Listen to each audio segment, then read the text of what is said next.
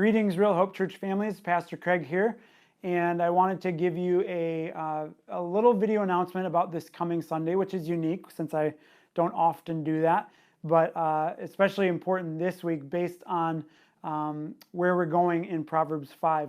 And as you know, if you didn't already, we've been going through Proverbs this summer and looking at how to live a wise life over a foolish one.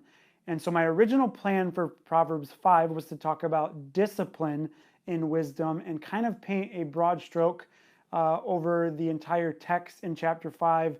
While it references adultery, I was going to use temptation in general for a broad application.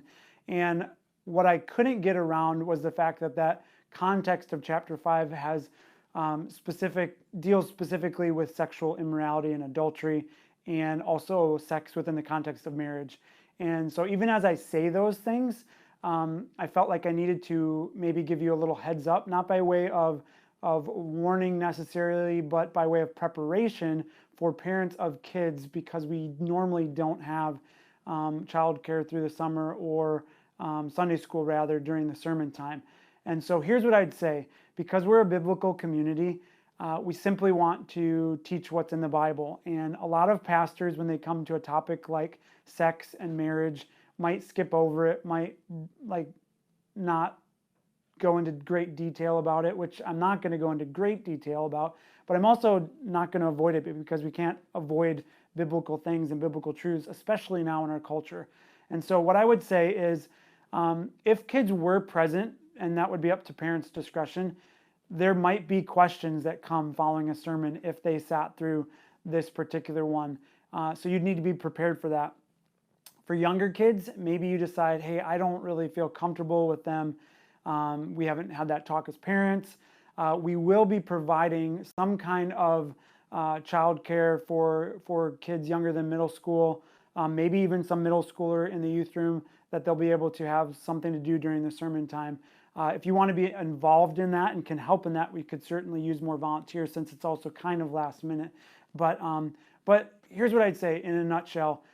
As parents, use wisdom and discretion. Some of us parents have older kids. We've had that conversation about sex and details about that and had that conversation. And some of us haven't, and that comes at different ages based on parents' wisdom. And so I would say pray about that. Maybe a really good thing you could do is read through Proverbs 5 before Sunday so you even know what the scriptures are talking about, and then come prepared. Maybe some of you, this would be a great opportunity for your kids to hear biblical teaching on sex and sex within a marriage and sex outside of a marriage being sinful behavior and disobedient to God in that way.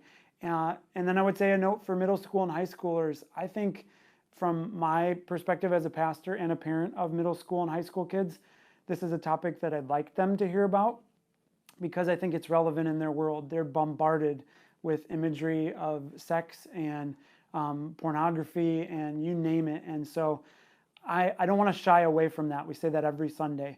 And so I'd love for them to be a part of it because it's something that they're going to be dealing with, facing headlong into their entire life. And so if we can give them God's wisdom on it and be praying for them and teaching them and walking with them through the process, that would be the best thing we could do. So if you have any questions, of course, you can feel free to contact me by email would be the best. If you really need more information over the weekend, I'll just make a point to check it. That's Pastor Craig at realhopecc.com. And then if you have questions, I'll try to address them. I'll make myself available in that way. But we will have something during the sermon time only on Sunday. And I'm praying for our church, praying that we would be wise in this. And I hope to see you there. Thanks.